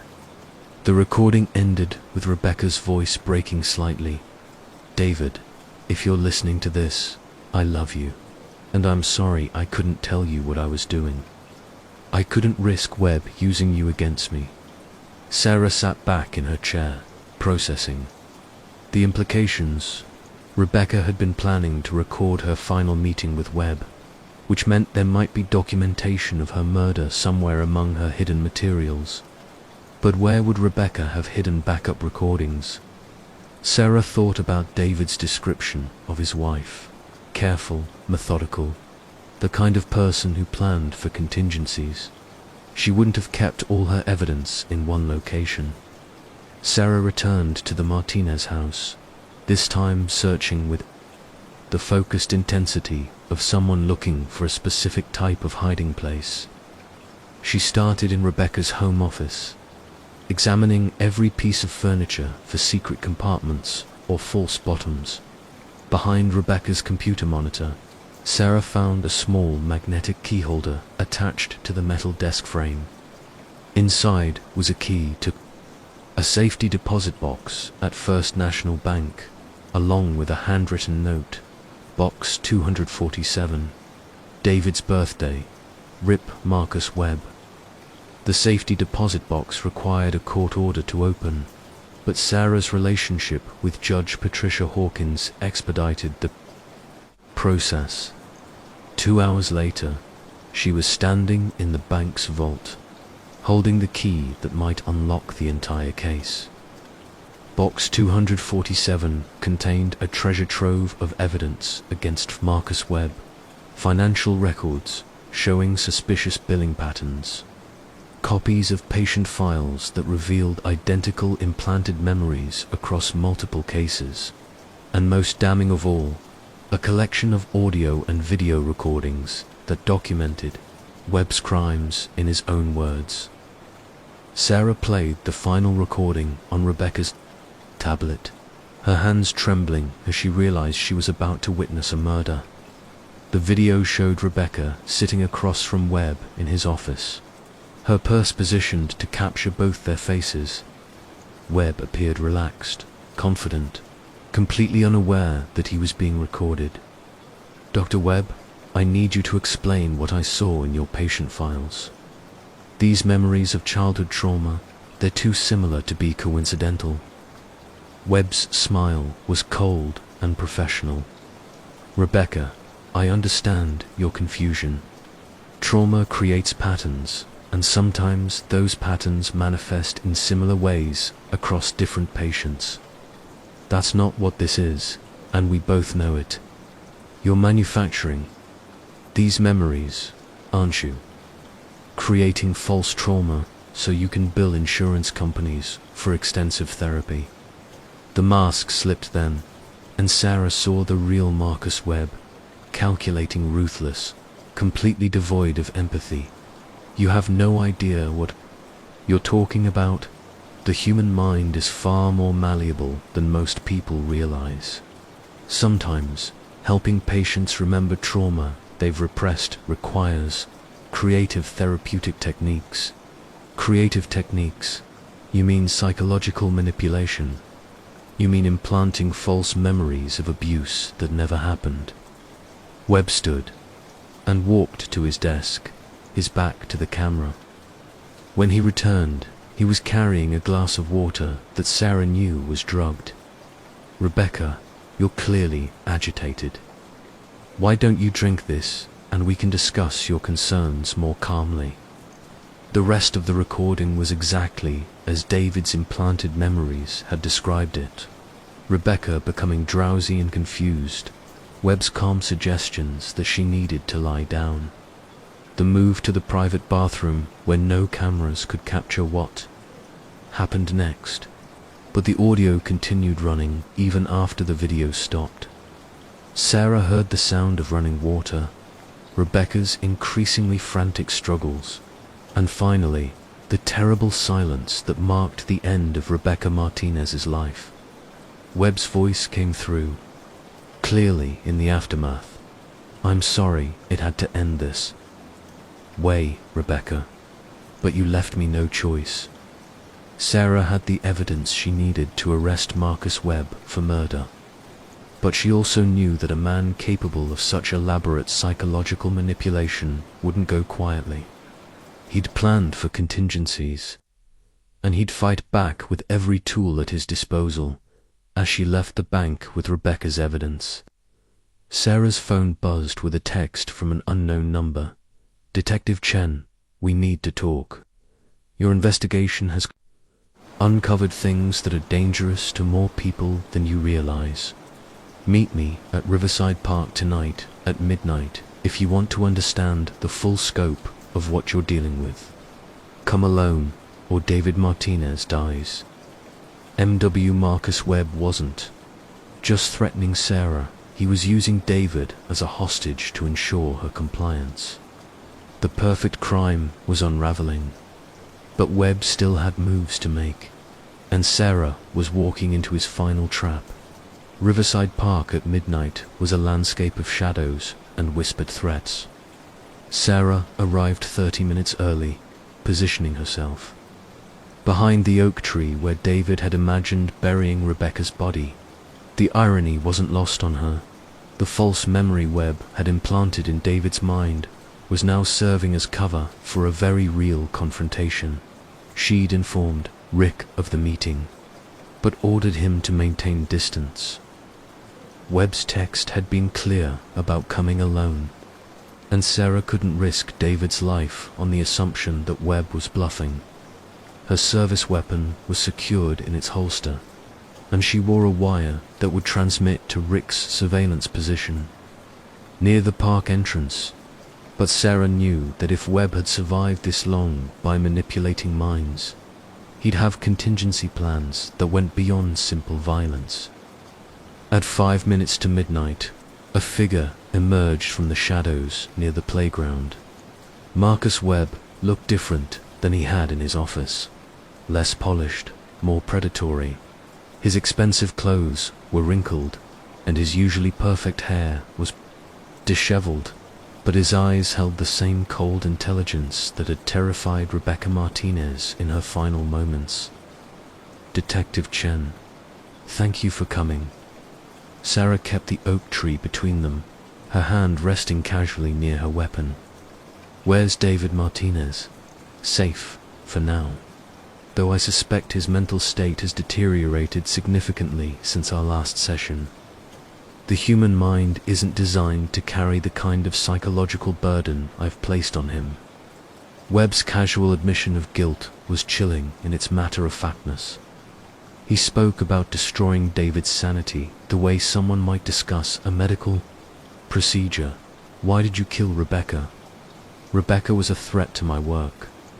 She couldn't understand the broader implications of what I was accomplishing, the advances in psychological healing that my techniques represented."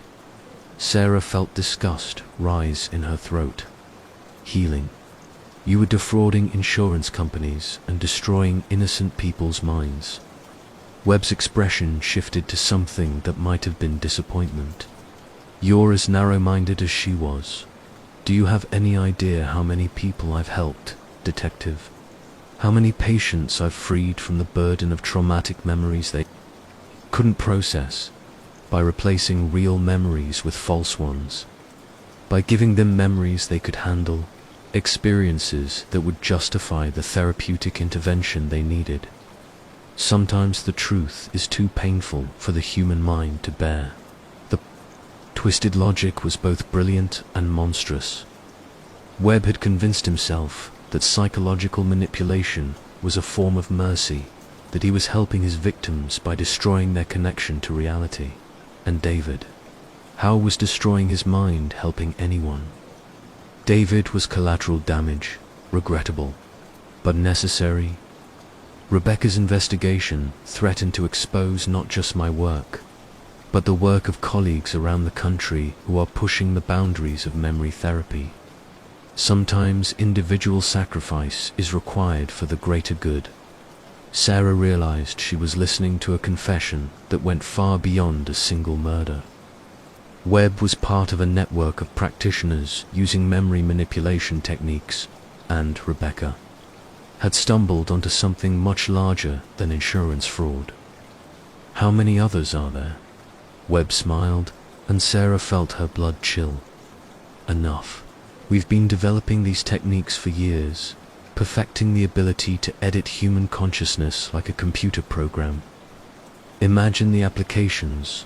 detective, treating PTSD by replacing traumatic memories with peaceful ones, helping witnesses remember crimes more clearly by enhancing their recollections, even preventing criminals from reoffending by implanting moral constraints directly into their subconscious.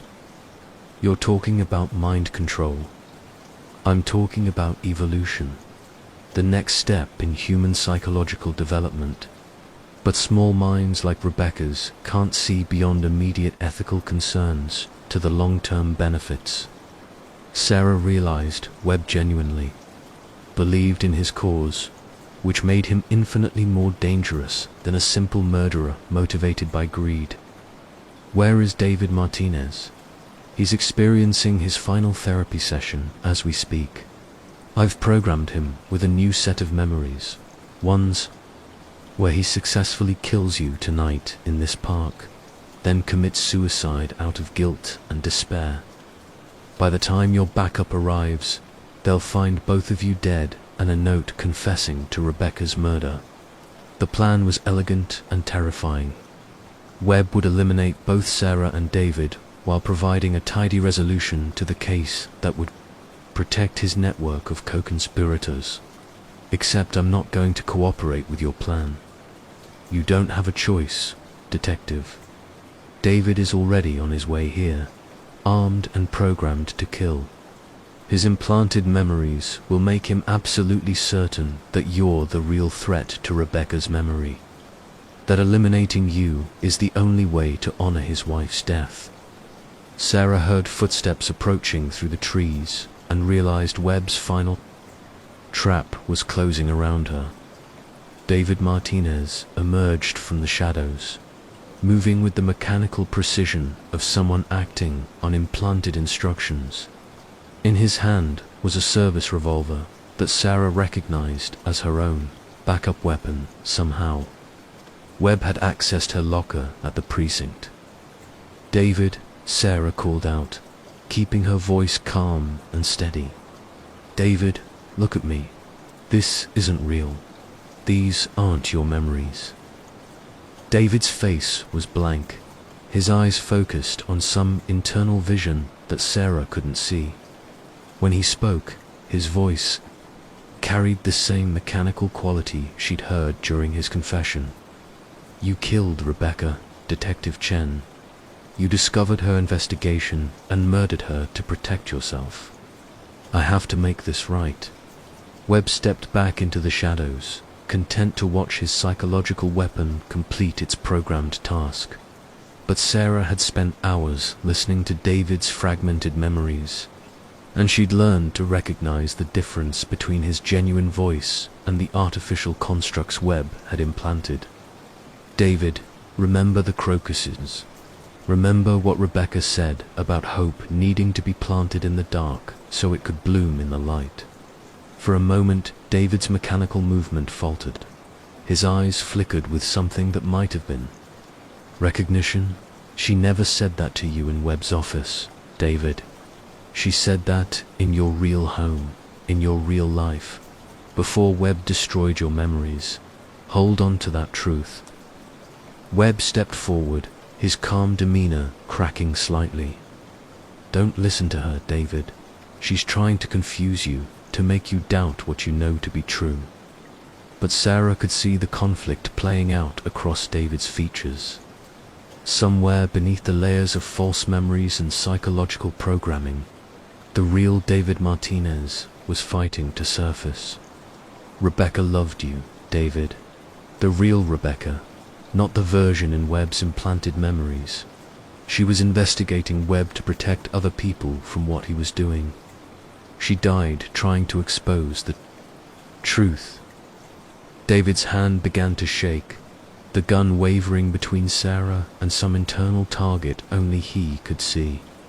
I can see both versions, he whispered. I can see myself killing her, but I can also see him killing her. Which one is real? The one where you loved her, Sarah said. The one where you would never hurt her. That's the real David Martinez.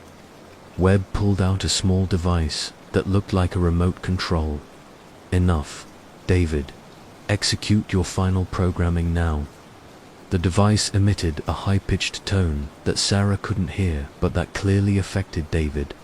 His face went blank again, and his grip on the gun steadied.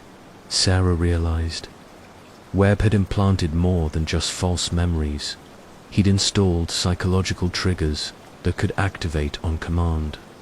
David was more puppet than person, his actions controlled by external stimuli. But as David raised the gun to fire, Sarah heard the sound of approaching sirens. Rick had been monitoring the situation, and Webb's use of the electronic trigger had apparently been his cue to move in. Police, drop your weapons. The sudden flood of lights and voices shattered Webb's carefully controlled environment. David spun around in confusion, his programming disrupted by the chaos. Webb lunged for the remote control he'd dropped when the police arrived, but Sarah was faster. She tackled him to the ground, fighting for control of the device while shouting instructions. To Rick, don't shoot David. He's a victim, not a perpetrator. The struggle was brief but intense. Webb fought with the desperate strength of someone whose life's work was crumbling around him. But Sarah's training and adrenaline gave her the advantage. She needed the remote control skittered across the ground and shattered against the base of the oak tree. With this destruction, David Martinez collapsed to his knees, his face cycling through confusion, anguish, and finally a terrible clarity. "Oh God," he whispered. "What did he make me do? What did he make me remember?" Sarah helped David to his feet while Rick secured Webb in handcuffs. The psychiatrist's professional facade had completely disappeared, replaced by the cold rage of someone whose perfect plan had been destroyed by variables he hadn't considered. "You have no idea what you've done," Webb snarled at Sarah. "My work was revolutionary. I was on the verge of breakthroughs that would have changed psychology forever." "Your work was an abomination," Sarah replied. "You turned human minds into weapons and destroyed innocent people for profit." As they led Webb away, he called back over his shoulder, "This isn't over, detective. There are others, colleagues, who will continue the research. You've won this battle, but the war for human consciousness has just begun." Sarah felt a chill at his words, realizing that Rebecca Martinez's investigation had indeed uncovered something much larger than a single corrupt psychiatrist. But for now, justice had been served for Rebecca, and David Martinez could begin the long process of recovering what remained of his authentic self. The case of the memory thief was closed, but Sarah knew the questions it raised about the nature of truth, memory, and identity would haunt her for years to come. 3 weeks after Marcus Webb's arrest, Sarah found herself in a federal briefing room in downtown Baltimore, surrounded by agents from the FBI's Behavioral Analysis Unit and representatives from insurance fraud divisions across multiple states. Rebecca Martinez's hidden evidence had opened a door to something far more extensive than anyone had imagined. Special Agent Jennifer Hayes, a sharp-eyed woman in her 40s who specialized in psychological crimes, spread a map across the conference table. Red pins marked locations across the country where similar cases had been identified. Thanks to Mrs. Martinez's investigation and Detective Chen's follow-up work, we've uncovered what appears to be a coordinated network of practitioners using memory manipulation techniques for financial gain, Agent Hayes began. "We're calling it Operation Minefield." Sarah studied the map, counting at least 30 pins scattered across 15 states. All of these locations have practitioners using memory integration therapy, or variations of it. Webb wasn't lying when he said he had colleagues. We've identified at least 23 psychiatrists, psychologists, and unlicensed therapists who appear to be using similar techniques to implant false memories in patients, then billing insurance companies for extensive treatment. The scope was staggering. Sarah had thought Webb was an isolated predator, but he'd actually been part of what amounted to a psychological crime syndicate. How long has this been going on? Agent Hayes consulted her notes. Based on billing patterns and patient testimonies, we estimate the network has been active for at least 5 years. Conservative estimates put the financial fraud at over $50 million. But that doesn't account for the psychological damage to victims. How many victims are we talking? About potentially thousands. The beauty of their scheme was that most victims didn't know they were victims. They believed their implanted memories were real, so they willingly participated in years of expensive therapy to treat trauma that never actually occurred. Sarah felt sick thinking about the human cost. What about David Martinez? Is there any hope for his recovery? Dr. Elizabeth Reeves, who had been consulting on the federal investigation, spoke up from her position at the far end of the table. David's case is complicated because he received the most intensive treatment. Webb essentially used him as a test subject for advanced programming techniques. But with proper therapy and time, we believe he can recover much of his authentic memory and the false memories Webb implanted. Those will likely fade as we help David distinguish between his genuine experiences and the artificial constructs. It's a delicate process, but there's reason for hope. Agent Hayes pulled out a thick file marked classified and set it on the table. There's something else, Detective Chen, something that makes this case even more significant than the financial fraud. Sarah felt her stomach tighten.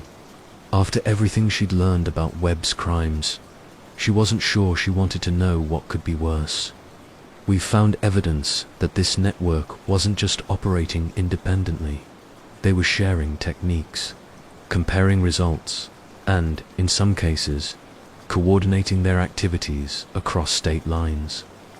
But more troubling, we've discovered connections to defense contractors and government research facilities. Government research, classified programs investigating the military applications of memory manipulation, enhanced interrogation techniques, psychological warfare capabilities, methods for treating combat PTSD. Some members of Webb's network appear to have been conducting research that went far beyond insurance fraud. The implications hit Sarah like a sledgehammer. Are you saying the government was involved in this? We're saying that what started as a financial scam may have evolved into something resembling illegal human experimentation. Rebecca Martinez didn't just uncover insurance fraud. She stumbled onto research that could have applications in intelligence gathering, military operations, and social control. Sarah thought about Webb's final words in the park, his certainty that others would continue his work. She'd assumed he was talking about fellow criminals, but now she realized he might have been referring to much more powerful entities. What happens now? Agent Hayes closed the classified file. We're coordinating arrests across multiple jurisdictions. Most of the network should be in custody within the next 72 hours. But Detective Chen, I need to warn you, some of these people have connections to very powerful organizations. Your involvement in exposing this network may have made you a target. Sarah had expected this conversation eventually. You didn't take down a $50 million criminal conspiracy without making enemies. What kind of protection are we talking about? Relocation, new identity, the full witness protection package, if necessary. This investigation is going to generate trials that could last for years, and you're going to be a key witness in most of them. The prospect of abandoning her life, her career, everything she'd built over 15 years in law enforcement was daunting. But Sarah thought about Rebecca Martinez, about David's shattered mind, about the thousands of victims who didn't even know they'd been victimized. What about David? He's going to need protection too. Already arranged. He's in a secure facility receiving intensive therapy from specialists who understand memory manipulation techniques. When he's ready, he'll have the same protection options. You do. Sarah stood and walked to the window, looking out at the city she'd spent her career protecting. Somewhere out there were victims of Webb's network who were still living with false memories, still paying for treatment they didn't need, still carrying psychological scars from trauma that had never actually occurred. I'll testify, she said, finally, against all of them. But I want to stay involved in the investigation. These people destroyed mines for profit, and they need to pay for every victim they created. Agent Hayes nodded approvingly. I was hoping you'd say that. We're going to need someone who understands both the criminal and psychological aspects of these crimes. Welcome to Operation Minefield, Detective Chen. As Sarah looked at the map with its 30 red pins, she realized her work was just beginning. Marcus Webb's arrest had been the end of one case, but it was also the opening move in a much larger battle for justice. And somewhere out there, other practitioners were still plying their trade, still turning human memories into weapons, still profiting from the systematic destruction of truth itself. The war for human consciousness, as Webb had called it, was far from over. 6 months after Marcus Webb's arrest, Sarah found herself in an unusual position, sitting across from David Martinez in a therapy room at the Whitmore Institute, a specialized facility that treated victims of psychological manipulation. David looked better than he had since Rebecca's death, more present, more himself. But the journey back to authentic memory had been neither easy nor complete. Dr. Elizabeth Reeves sat between them, facilitating what she called a truth session, an opportunity for David to share what he'd recovered of his real memories, while Sarah provided context about the investigation that had unraveled Webb's network. The hardest part, David said, his voice steady but tired, is learning to trust my own mind again. For months, I couldn't tell the difference between what actually happened and what Webb had planted. Even now, there are gaps I may never fill. Sarah felt a pang of sympathy for what David had endured. But you're remembering more of Rebecca as she really was. David smiled for the first time Sarah had seen since the night of his confession. Yes, the real Rebecca, not Webb's constructed version. She was researching an article about innovative therapy techniques when she first encountered Webb. She was excited about it. Initially, she thought she was documenting breakthrough treatments that could help trauma victims. When did she realize something was wrong? She started noticing patterns in the patient testimonials Webb provided. Too many similar details, identical phrasing, experiences that seemed scripted rather than genuine. Rebecca had a gift for spotting inconsistencies in stories. It's what made her such a good investigative writer. Dr. Reeves made notes as David spoke.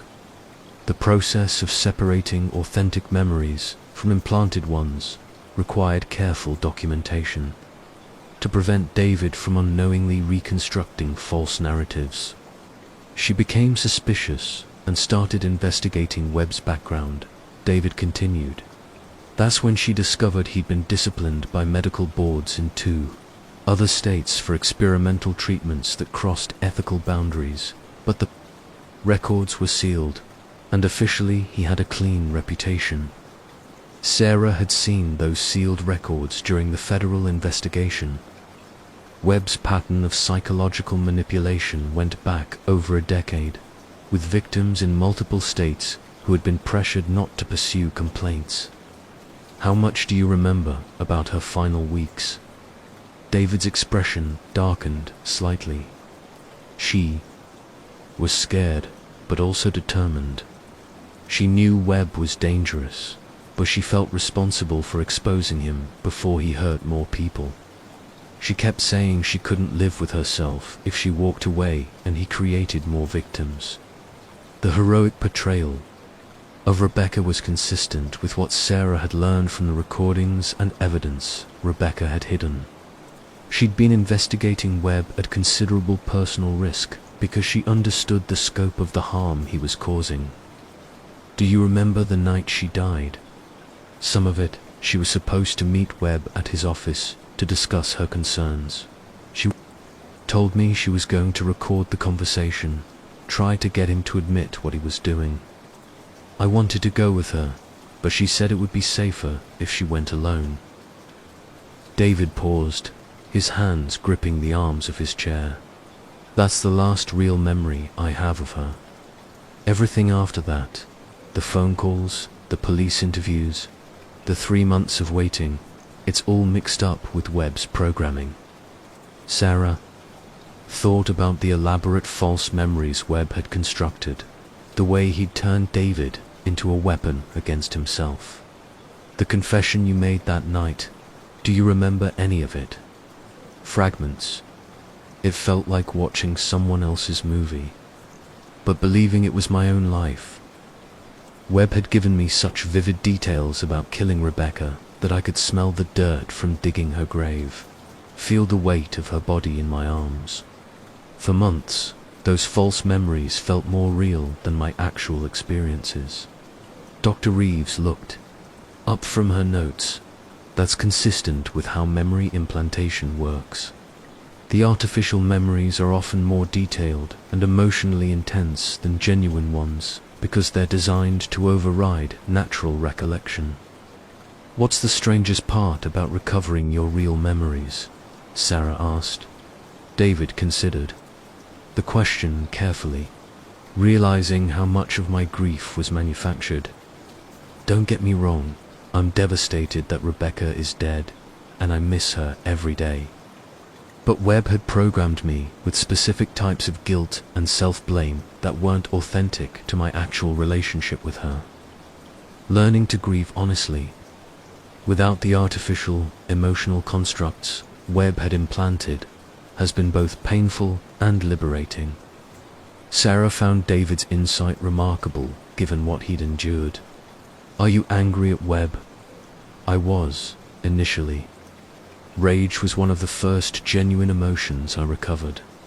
But now I feel something closer to pity. Webb convinced himself he was advancing psychological science, but really he was just a predator who found sophisticated ways to exploit vulnerable people. He destroyed his own humanity in pursuit of power over other minds. What about the other victims? Do you think about them? All the time? Webb's network created thousands of people like me, individuals carrying false memories, living with artificial trauma, paying for treatment they didn't actually need. Some of them may never recover their authentic memories. Dr. Reeves had been tracking the recovery progress of other victims across the country. Unfortunately, David's right. The patients who received the most intensive treatment may never fully distinguish between their real experiences and the implanted ones. In some cases, we've decided it's more humane to help them integrate the false memories rather than attempting to remove them. The moral complexity of the situation troubled Sarah. Even with Webb and most of his network in prison, the damage they'd caused would echo through their victims' lives for years. David, what do you want people to understand about what happened to you? That memory is more fragile than most people realize. We think our recollections are fixed, reliable records of our experiences. But consciousness is actually much more malleable than we'd like to believe. Webb didn't use exotic technology or drugs. He used basic psychological techniques that any skilled manipulator could employ. Sarah thought about the broader implications of what David was saying. Are you worried about others using these techniques? Terrified? Webb's research is now part of the public record through the trials. The techniques he developed are documented in detail.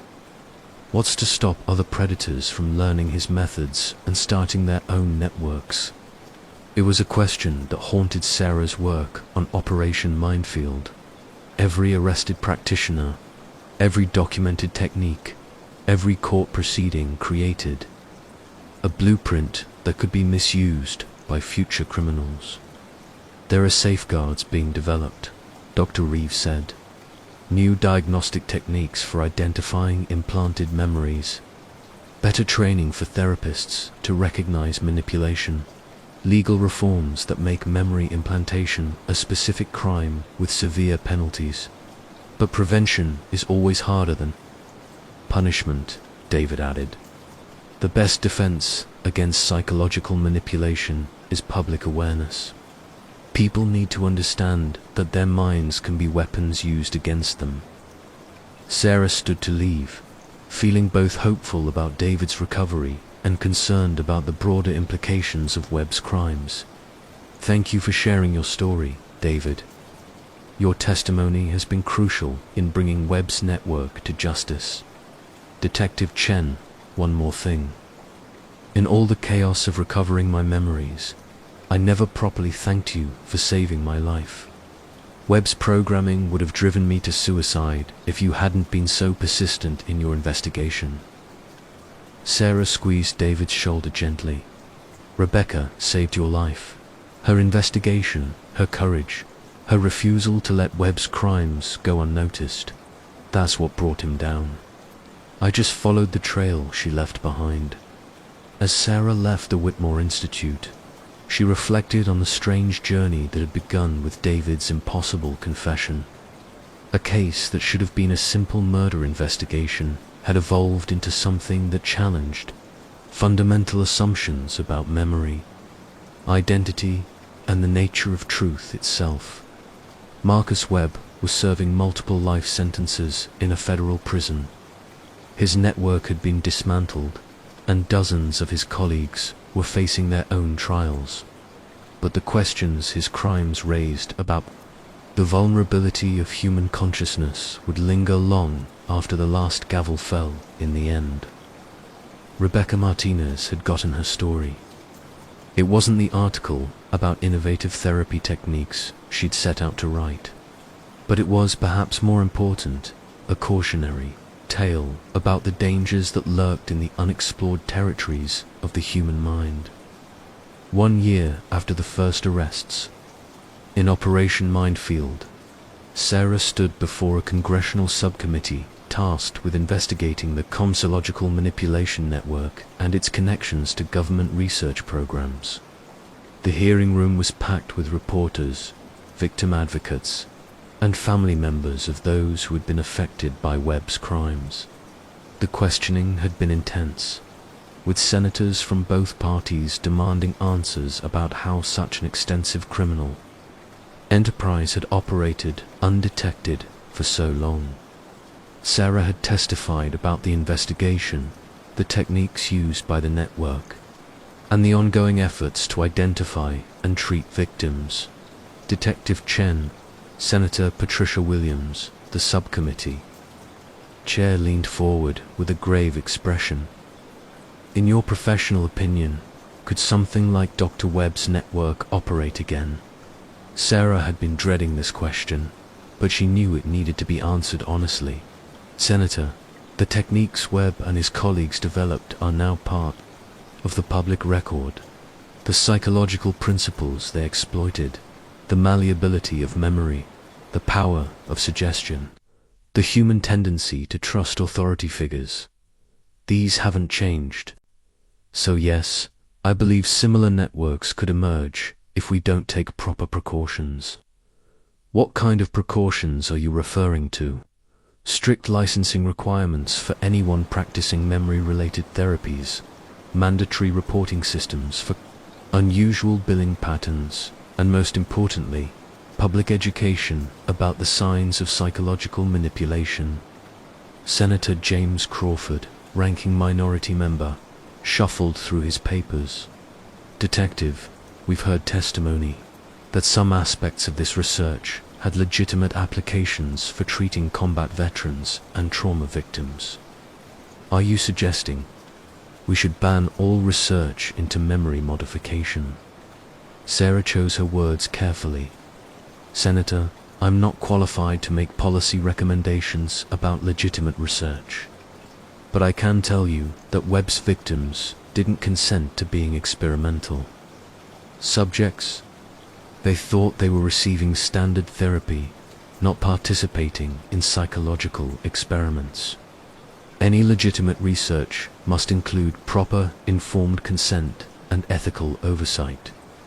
The hearing continued for another 2 hours, covering everything from insurance fraud detection to the constitutional implications of memory manipulation. As Sarah left the Capitol building, she felt both exhausted and oddly hopeful. The political system was taking these crimes seriously, and meaningful reforms seemed possible. Her phone buzzed with a text from David Martinez, watching the hearing on C-SPAN. "Thank you for fighting for all of us." David had become something of an advocate for victims of psychological manipulation, speaking at conferences and working with Dr. Reeves to develop better treatment protocols. His recovery had been remarkable, though he still struggled with gaps in his memory and occasional doubts about which experiences were authentic. Sarah's own life had changed significantly over the past year.